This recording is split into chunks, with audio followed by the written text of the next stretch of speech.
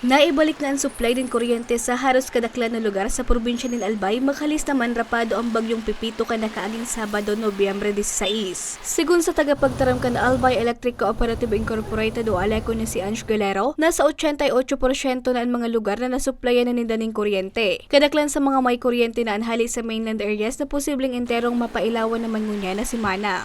Mga iba pa pong areas hindi sa probinsya ng Albay, na as of the moment isolated pa rin po dahil may mga nailing kitang mga damages like yung mga nagkaturumbang poste and mga naputol na mga wires. But rest assured na ang samuyang technical team, especially ang our linemen, ay 24/7 po silang naka-duty para ma-restore ang power. Padagos mandaan sa indang pigigibong restoration efforts nga ni totalmente nang maibalik ang supply ng kuryente. Basado sa record, 9 na barangay pa sa Tabaco City ang daipang kuryente. 3 sa Malinaw, 2 sa Santo Domingo, 25 sa Bakakay partikular sa mga nasa coastal areas, 3 sa Malilipot, 16 sa Kamalig, 5 sa Jovillar, 3 sa Ginubatan, 15 sa Manito, 2 sa Daraga, 28 sa Rapu-Rapu asin 2 sa Ligao.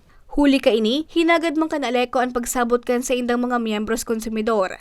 Katapos po na naglihis so maraot na kamugtakan kan panahon, tulos-tulos po nagpuon sa restoration and as of now, ongoing po ang samuyang teams. Liwat man na nagpagirumdom ang tagapagtaram na iwasan ang pagkapot sa mga nakalaylay na linya ng kuryente, urog pa na nagpapadagos pa sa indang restorasyon. Para sa mga baratang tatak Bicol, Regine Boy.